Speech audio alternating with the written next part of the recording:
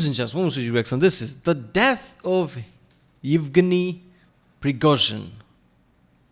Warographics special by channel Warographics, I guess.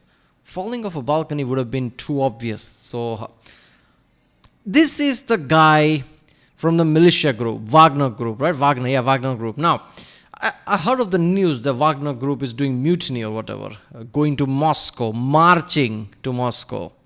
And apparently he just died recently. Like, damn, can this get more of a James Bond level shit if there can ever be? Like, let's be honest, of all the people opposed Putin, this would have been the one with more power than anyone else. He was a leader of a mercenary group that had somewhat power. I'm not saying he held power as same as the Russian army, but he held power enough, right? And apparently, I don't even know how he died, but probably got into some kind of an accident. Like, damn, this is some next level shit. I was gonna react to a video or two, like what happened with the mutiny thing that was going on, until this suddenly just popped up on my recommended feed. 8 hours ago this video was made, so I'm guessing this is like a very recent thing. Like, that's it. Mutiny is over, because of course it's fucking over. Like, this is as a hard wall can there be, just smashed up against the wall. Look at that. This is like a heavy message to literally anyone who wanna do any kind of mutiny, isn't it? I don't know if this is going to be blatantly assassination type of thing, or like I said, an accident. But let's be honest, we all know how probably all this happened, right? So this is going to be an interesting video. I don't think I did Warographics reaction before. I'm pretty sure I haven't. But yeah, this is going to be interesting, I guess. Let's watch it. Remember, people, if you like my reaction, don't forget to subscribe. Allow history topic or even ongoing topics. There's going to be history one day, I guess. I don't know how else to say that. I like topics like that. So if you want to do more, if you want me to do more reaction like this, definitely comment down. And yeah, wait a minute. They haven't done Warographics. I'm pretty sure I remember his face. Does he have any other channel? I don't know. So let's watch this one. On June the 23rd, 2023, a Russian oligarch named Yevgeny Prigozhin decided to make a video. As the public face of the Russian mercenary company known as the Wagner Group, Prigozhin spoke representing thousands of private soldiers backed up by tanks, artillery, warplanes, and a reputation more savage and bloodthirsty than nearly any other military unit on the planet. And when Yevgeny Prigozhin spoke on that fateful summer day, he spoke of rebellion against Russia's Ministry of Defense, whose leaders had spurned Prigozhin and his Wagner Group for what Prigozhin had deemed to be the last time. In the following hours, Prigozhin's forces would take over a strategic Russian city, then storm their way northward, crashing through roadblocks and shooting down helicopters on their way to the Russian capital of Moscow. It was an incredibly bold feat, one that put Prigozhin in the crosshairs of Russian autocrat Vladimir Putin himself. And though both Putin and Prigozhin would survive that day, the entire affair brought up a critical question. How had Prigozhin escaped Putin's vengeful wrath, if indeed he had escaped at all? Now, exactly 2 months to the day after Prigozhin led the Wagner Group's attempted coup, we have our answer. On August the 23rd, 2023, Yevgeny... Look, man, I'm just going to say this. I don't know how much weapons are are under Putin's arsenal. But let's just say, I don't care how strong the Wagner Group was. It's a military group. That's it. They have weapons, they have equipment, they have planes. Putin has something, let's just say, that most people probably don't know about. Something, let's just say, akin to Black Ops or something. Spies. Assassins that probably nobody heard about. I'm pretty sure there was a thing like somebody was poisoned in London, that Putin opposing Putin or something, and it supposedly got poisoned in London. And now supposedly, I'm guessing some kind of an accident happened to the leader of the Wagner Group. That's the thing. Putin's arsenal is something that most people don't even know about it. People only know about his military, numbers of the military, but not the other equipment or tools, let's just say, he might have. Prigozhin, 6 of his associates, and 3 flight crew members plummeted to their deaths near the Russian village of Kozhenkino, in the heart of Russia, roughly halfway between Moscow and St. Petersburg. The death of Yevgeny Prigozhin and the circumstances behind the airplane crash that ended his life are murky at best, and more information will certainly be released in the coming weeks on what will happen to Prigozhin's feared Wagner Group. But today, in this special and rather rushed episode of Warographics, we're going to be digging into the death of Prigozhin himself, how it happens, what it means, and what comes next.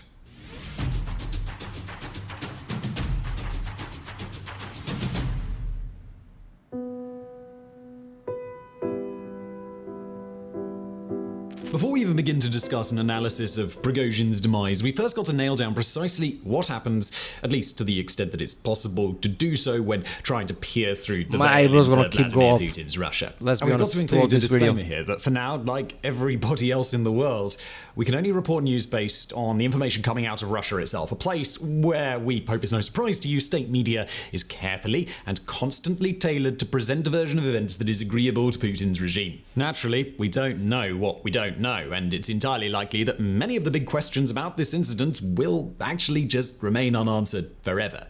What we do know is that on August the 23rd, 2023, at roughly 6:15 p.m. local time, an Embraer Legacy 600 aircraft fell out of the sky in Tver Oblast, a region of Russia located immediately to the northwest of Moscow.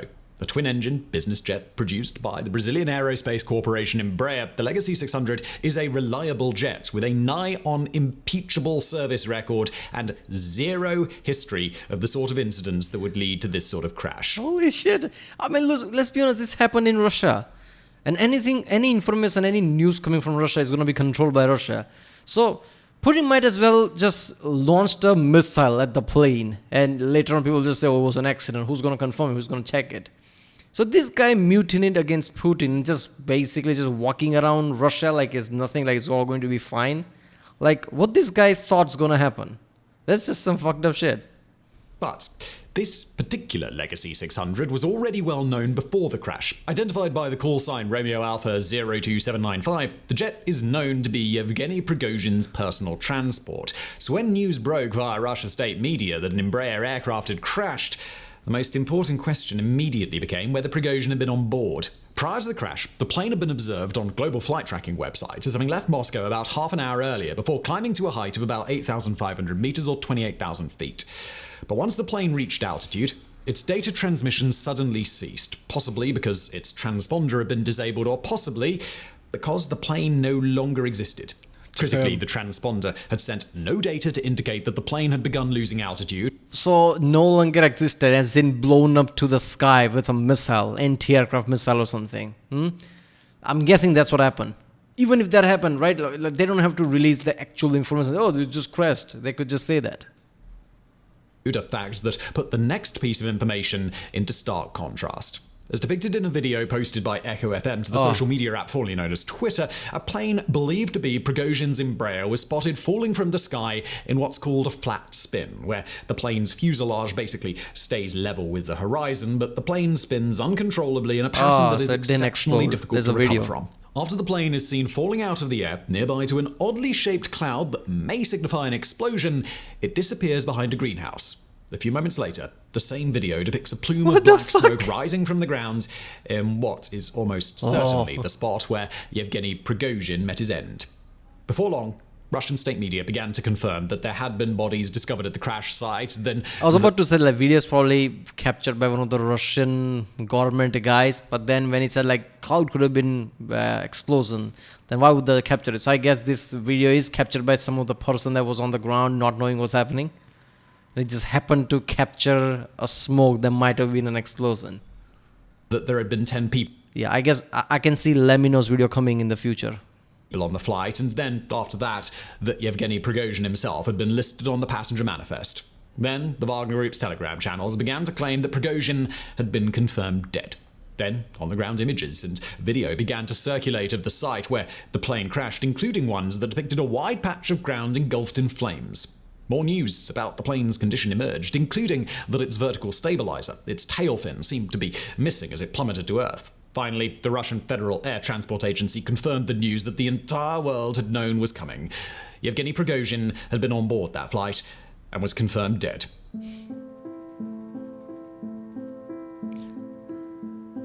Now, as we mentioned in the intro, Yevgeny Prigozhin has been widely understood to be a target for assassination for the past 2 months in the aftermath of his Wagner Group's failed coup attempt against Moscow.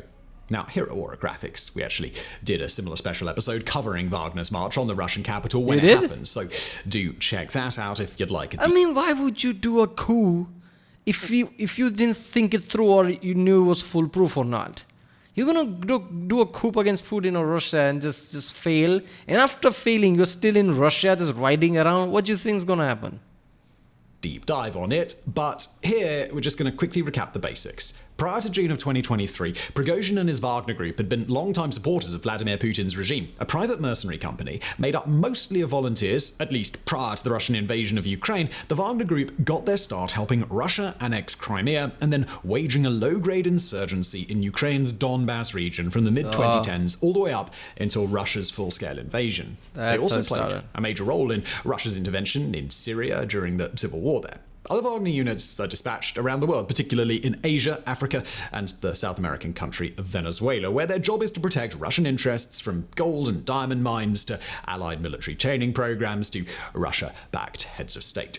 Basically, the Wagner Group are the guys you want to send to do your dirty work. They're disciplined, they're regimented, they're well-trained, but they aren't technically Russian troops, meaning that it's difficult for world governments to hold Russia directly responsible for their actions. They're also willing to cross a lot of lines in order to execute their mission, from crimes against humanity in several nations to butchery of civilians to the killing of journalists. So, to put it simply, the Wagner Group have never not been the bad guys. Seriously, we're talking cartoon TV villain levels of nefariousness from these people constantly, with real pain and suffering being brought to everybody in their path. But I mean, the real life lore video I said it, didn't it? Like, it's a mercenary group. Now they are the one doing things in Ukraine. What do you think is happening? Right? If Russian soldiers, proper Russian soldiers do that, at least people can, scream and shout like war crimes. Wagner Group, who's going to hold them? Like, they're going to just do shit and just walk away, right? So imagine the level of war crimes they probably did. This is just horrendous. They've also been bad guys on Vladimir Putin's payroll, something that only became more clear with their involvement in the full-scale invasion of Ukraine. Wagner forces have achieved somewhat limited battlefield success, but they are constantly involved on the bloodiest fronts of the Ukraine war, often using waves of poorly trained, poorly armed fighters recruited straight out of Russia's prisons. They've proven to be excellent at forcing grinding... Say that again? The bloodiest fronts of the Ukraine war, often using waves of poorly trained, poorly armed fighters recruited straight out of Russia's prisons. Russia's prison? They just create a suicide squad. What was that? What the fuck was that? I didn't know they were like from the prison. This is cartoonist, like he said. This is like straight out of some Hollywood exaggerated movie, right? Oh, you are just the worst of the worst criminal. You want to... It's basically suicide squad. How about you redeem yourself by joining our... We're going to get rich. You can do all the things you want to do and all the crap. This is like Hollywood basically came into life. What is this? They've proven to be excellent at forcing grinding wars of attrition, the sort of battles where they might lose 1 or 5 or 10 of their prisoner conscripts for every Ukrainian defender who's killed, but in reality, they'll sacrifice 10 troops they see as expendable in order to claim the life of one experienced, battle-hardened warrior on the Ukrainian side. But over the past year or so, the Wagner Group, and particularly Yevgeny Prigozhin, have been at odds with Russia's Ministry of Defense over a wide range of issues du jour. Some days, Prigozhin and Russian Defense Minister Sergei Shoigu, plus his right-hand stooge, General Valery Gerasimov, would go to war over battle tactics. Other days, it would be over incidents where Wagner or Russian forces ended up shelling each other's positions by mistake, and other days, it would be about ammunition or troop shortages in critical areas. Generally, this sort of disagreement isn't really a problem for Vladimir Putin himself. A shrewd manipulator and a veteran of the Soviet KGB spy agency, Putin has a long habit of maintaining control over his underlings by pitting them against each other and allowing them to fight among themselves rather than build strength to oppose him. But after months of mutual escalation between the Wagner Group and the Russian Ministry of Defense, or MOD, things came to a head when Defense Minister Shoigu was able to convince Putin to endorse a plan to integrate the Wagner Group into the Russian military directly. Far from an honor for Prigozhin, this would have placed the warlord and his mercenary army as direct subordinates to Shoigu and Putin's willingness to endorse this plan appears to have signaled to Prigozhin that Shoigu had essentially won their rivalry. It's around this time that Prigozhin is believed to have started laying the groundwork for what came 2 weeks later, a bold play to force Shoigu out of his position beside Putin. On the 23rd of June, 2023, Prigozhin released a video rejecting Vladimir Putin's rationale for invading Ukraine and exposing the true nature of Russia's destructive, unjustified war of expansion, in direct contradiction to the propaganda Russian state media had forced down their citizens' throats for over a year. In subsequent audio recordings, Prigozhin declared a march for justice against the Russian MOD, and within a few hours, a column of Wagner fighters had captured the Russian city of Rostov-on-Don. Far from just being any old Russian city, Rostov... So let me get this straight. the leader of the Wagner Group was constantly in battle with the defense generals and people like that, Putin's underlings, right? And Putin let all that happen, right? And Wagner's leader probably, I'm not going to say name, right? He probably thought like, oh, he's probably equal, just as the Ministry of Defense generals are equal. Like we probably thought something similar to that. Before it slapped him in the face, like of course Putin is going to back his own general rather than a mercenary group's leader, right? And by the end, when it became clear that Putin is actually backing his own generals and integrating this whole Wagner Group into the Russian forces, then he decided to mutiny, right? And then I'm guessing mutiny failed spectacular or something, but I'm pretty sure I didn't see any news of it actually succeeding in any front. And then he just walking around, right? Anybody besides him, I guess, would have just escaped or something, right? Like, okay, I guess, wind is changing direction. It's not going to go my way, right? Let's just leave or something. So this is just disaster all around. Like Putin then decided, okay, I'll let the infighting go on far enough. But now he's literally going against the propaganda I'm saying. Now he's going against me completely and decided to pull the plug. And 2 months after, look at that. On Don was essentially a forward operating base for Russia's entire invasion of Ukraine, and just as important to Prigozhin, it was where Defense Minister Shoigu was believed to be located.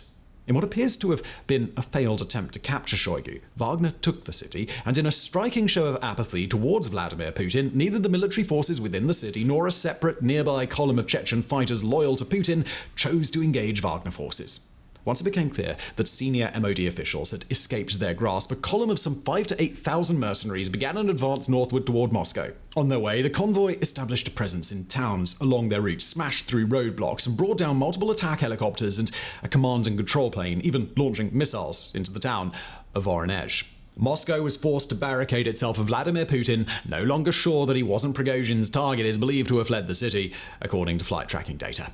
Although Prigozhin was eventually convinced to back off from Moscow, his troops are believed to have come as close as 95 kilometers from the city, very narrowly averting what many said could have been the start of a civil war. We're going through all of this history today to illustrate the depth and magnitude to which Yevgeny Prigozhin royally f***ed up.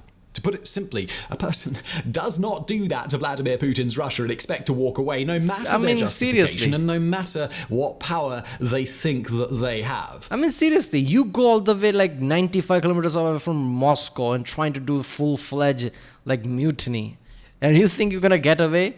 Like all the other attempted, let's just say, alleged assassination that happened because somebody opposed Putin at some smaller level than this. This is like big level shit. Like this was obviously coming, right? I'm not gonna lie, I didn't follow this thing, but I was constantly assuming that one of these days I'm gonna hear about this thing. Like the leader died by some accident or something. Like how is this not gonna happen? This is what I'm dumbfounded about. Like why was he flying between whatever St. Petersburg, whatever? Why was he in Russia in the first place, not running away or whatever? If he failed to do this, he should have ran away. What did he thought? Like he's gonna strike a deal with Putin or something? Like Putin's gonna forget about everything? Like really?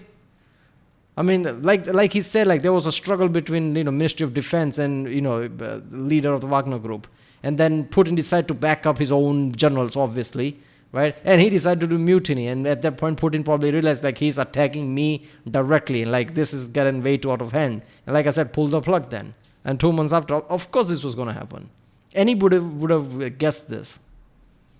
In Prigozhin's case, Western intelligence believes that his family may have been taken as leverage to coerce him to halt his advance, and while the Wagner column faced only limited resistance on their way to Moscow, it appears that Russian forces did indeed dig in around the city in order to defend it. But in the immediate aftermath of the coup, Prigozhin appeared to, not pay the price for his transgressions, and in fact, not pay it in the slightest. Although his allies in the Russian MOD, most prominently the General Sergei Surovikin, appeared to be punished for their ties to him, Prigozhin escaped serious reprisal, quite possibly having face-to-face meetings with Putin himself in the days following his failed coup attempt.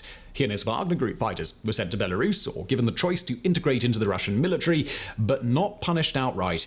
And even despite his supposed exile, Prigozhin's movements have been tracked around Moscow and St. Petersburg in the intervening months with the kind of obvious regularity that suggests that the Russian government couldn't have possibly missed him. The coup attempt prompted no outpouring of support for Putin, no condemnation of the Wagner Group, and more questions than answers in regard to the readiness of the Russian military proper. But ever since the coup took place, the majority of international onlookers have assumed that Prigozhin's time would come, even if Putin and the MOD had to suffer something of a loss of face in the interim. So when news broke that Prigozhin's personal plane had crashed, it was much less, Okay, I'm not get it. Like, they are Russians attacking Ukraine. None of them are English-speaking country, and yet they have a banner written in English, Wagner Group. I don't get it. Why isn't it just only Russian there? what? And more of, well, what took so long? Although we cannot assign responsibility for the destruction of his plane at this stage. Took so long is that I don't know how Putin works, but I think he okay, we should have a distance between this thing. So when the accident does happen, it's not clearly that, Russian government was behind it. I guess that's what the 2 months were.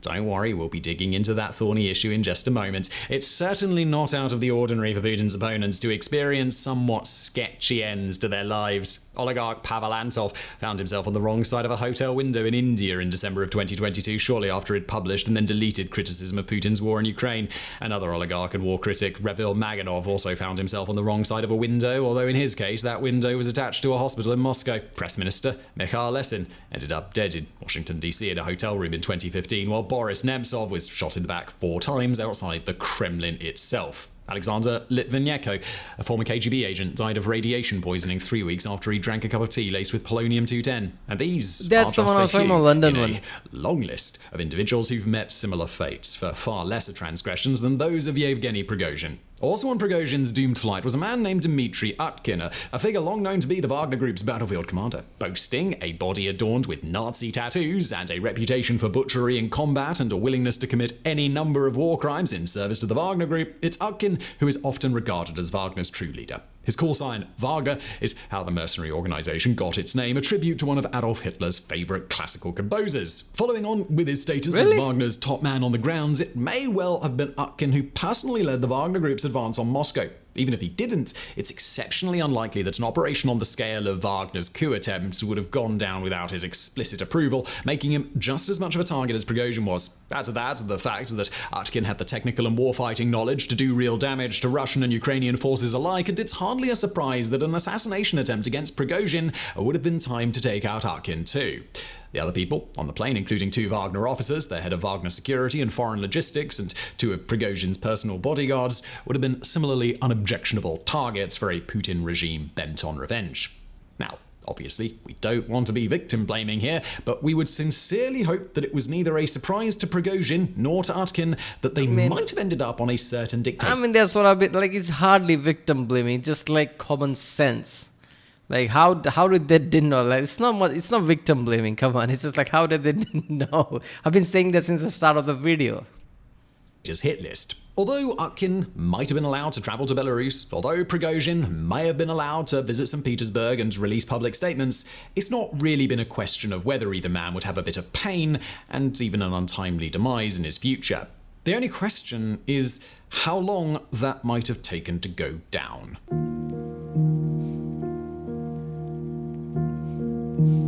Before we go on, we've got to acknowledge that there is a non-zero chance, however small, that the crash of Prigozhin's plane was accidental. Plane crashes happen, however infrequently, and although we here at Warographics find it extremely unlikely that this was a simple coincidence, neither we nor anybody else can rule it out completely. We've also got to point out that even if the crash was accidental, well, it doesn't really matter. To put it simply, this is geopolitics, and the truth in geopolitics is very rarely the most important factor at play. What matters is what the world believes that the truth is, and what the world does in response to what it presumes. In geopolitics, obviously, it matters how it looks rather than what it is, obviously.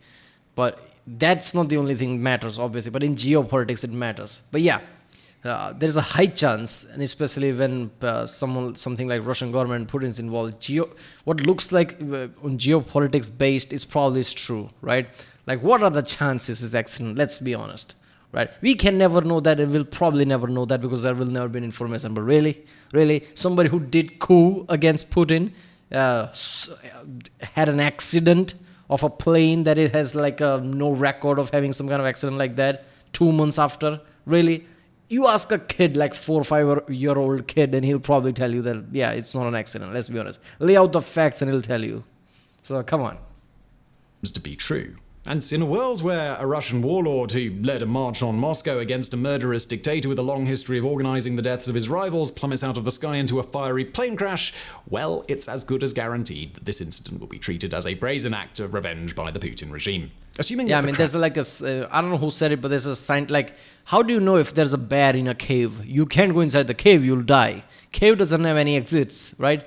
And bear doesn't come out or something, so we can know it. So all you can do is that lay out some kind of a white powder in front of a cave, go away, come back a few times later. If there are no paw prints or whatever, then there's no bear inside it, because bear will have to come out to eat food, right? You come out a month later or something. So that signifies that there is no bear inside. This is like a scientific experiment, right? So this is something like that. You can never know it. But laying out all the facts, let's be honest, it's probably a attempted thing rather than an accident.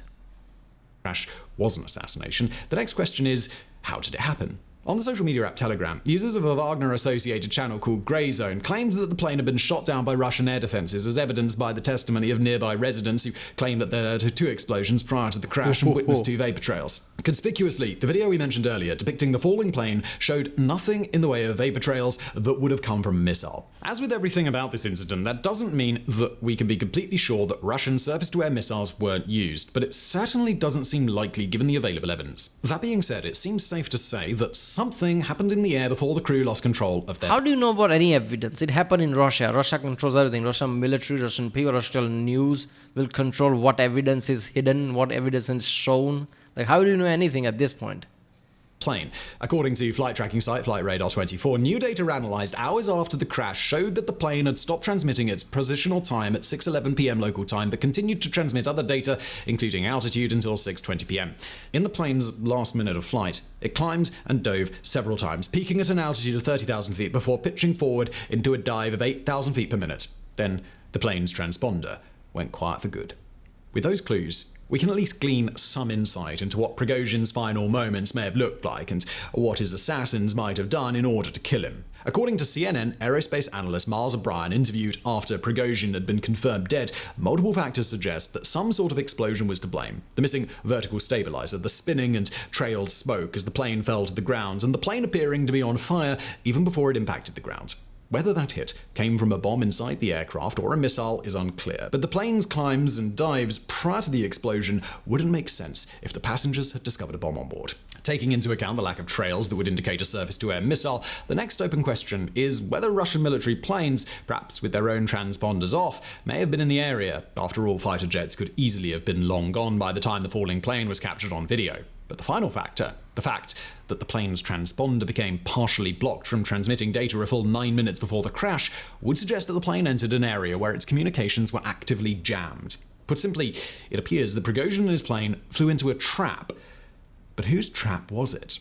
Now, the obvious choice, of course, is Vladimir Putin. By this point, it should be more than apparent that Putin's got a track record for this sort of thing, and it's important to note that such a public demise for his greatest rival inside Russia is exactly the sort of deterrent that Putin seems to think will cow the rest of his associates into submission.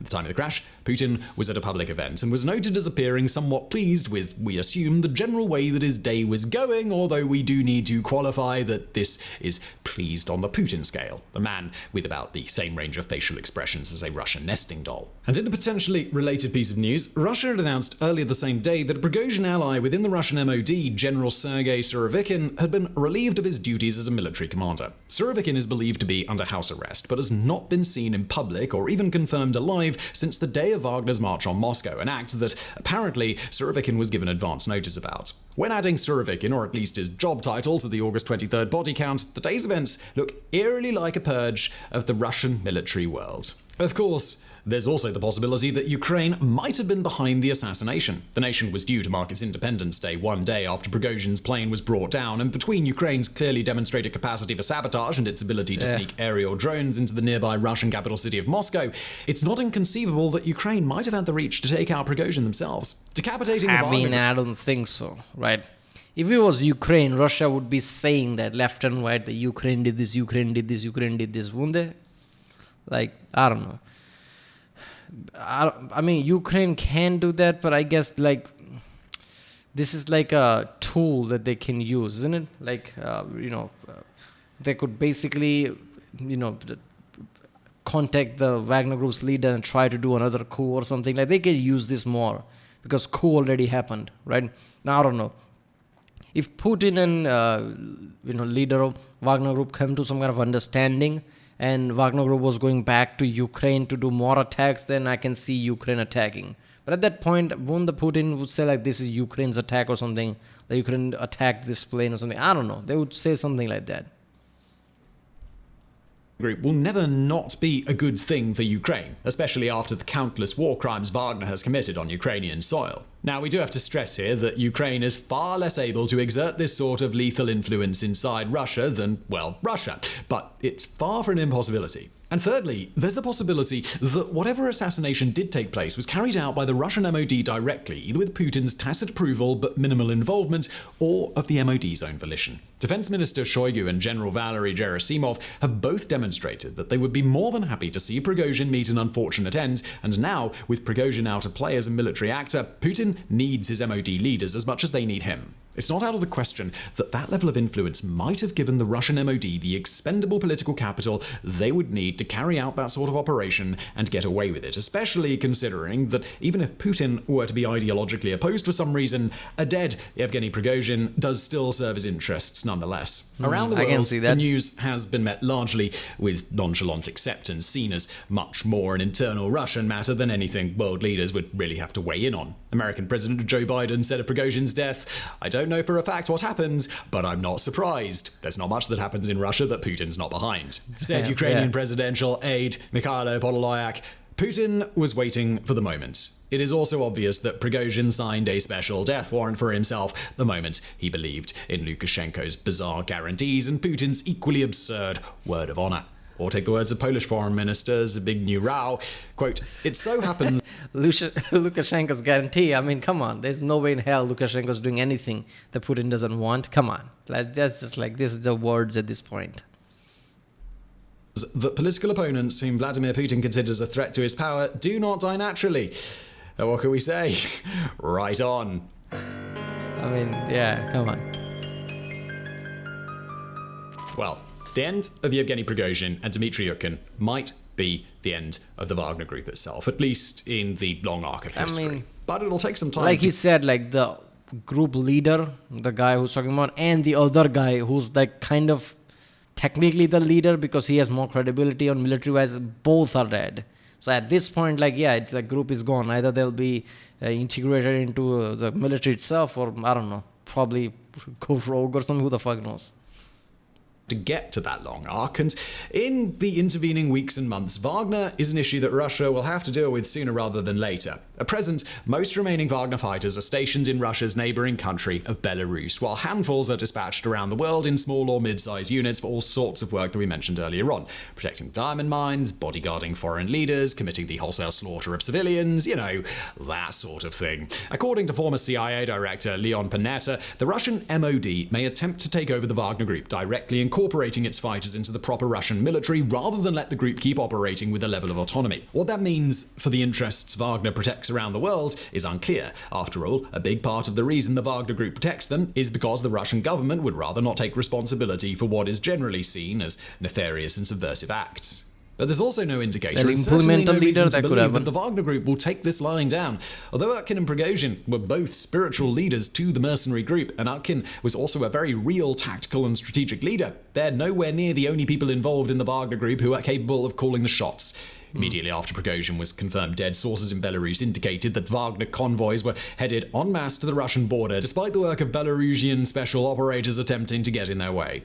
What that means, what they might want, and whether they're even planning to remain a part of a separate entity known as Wagner is yet unknown. But what seems fairly clear is that the Wagner Group is unlikely to resist the tides of the Russian MOD for much longer. It's not totally inconceivable that Putin pulls some sort of bait and switch, relieving Sergei Surovikin of his military duties only to install him as the Wagner Group's next leader.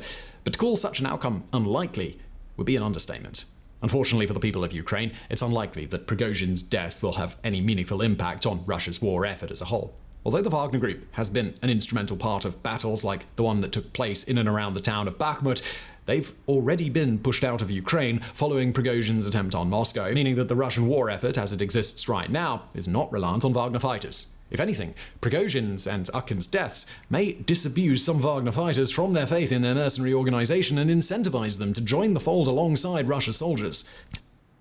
As many Ukrainians see it, according to the BBC, the best-case scenario from Prigozhin's death would be a degradation of Russia's own internal stability, perhaps even to the point that the country might be on track to an implosion as Putin is forced to take. I don't think that's going to happen. I think what's going to happen is that maybe Wagner Group either is going to see like, oh shit, like get afraid and either get implemented into the Russian forces, or, like you said, if there are other leaders in the Wagner Group, they could see this as like a... This might anger them enough to join, I don't know, Ukraine's forces in the background, right? Serving Ukraine's purpose just to take down Russia. Like, that's a long shot, but I can see that happen. If that happens, that would be disastrous. And positive point for Ukraine, I guess, I don't know. Or Ukraine leaders might try to get in touch with Wagner Group, trying to make sure that they ally with them, directly, indirectly. That could happen. Like, this is like, I don't know.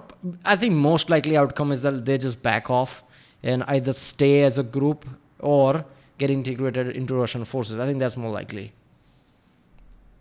More and more drastic measures to cling to power.